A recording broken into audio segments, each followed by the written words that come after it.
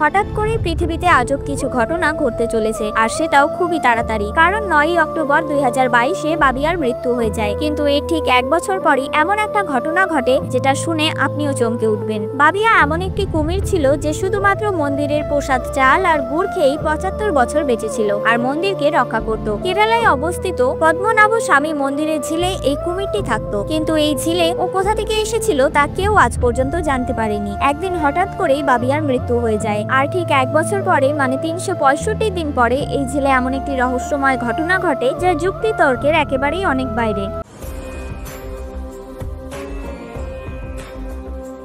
এই ঝিলে আপনা আপনি কোথা থেকে যেন আরো একটি কুমির চলে আসে, আর এই দৃশ্যটি দেখে এমন মনে হচ্ছে যে বাবিয়ারই যেন আবার পুনর্জন্ম হয়েছে। কিন্তু আশ্চর্য বিষয় হলো, যদি আপনি এই ঝিলটিকে ভালো করে দেখেন তাহলে আপনি বুঝতে পারবেন যে এই ঝিলটির আশেপাশে কোনো নদী বা জলাশয় নেই। তাহলে এই আশ্চর্য বিষয়, এই কুমিরটি আসলো কোথা থেকে? মান্যতা অনুযায়ী বলা হচ্ছে যে এই ঝিলে সবসময় একটা না একটা কুমির থাকবেই, আর যদি একটা মারা যায় তাহলে আরো একটা নিজে থেকেই জন্ম নেবে। আপনি যদি এই ভিডিওটি দেখে সামান্য পরিমাণেও অবাক হয়ে থাকেন তাহলে কমেন্টে জয় শ্রীকৃষ্ণ অবশ্যই লিখে যাবেন।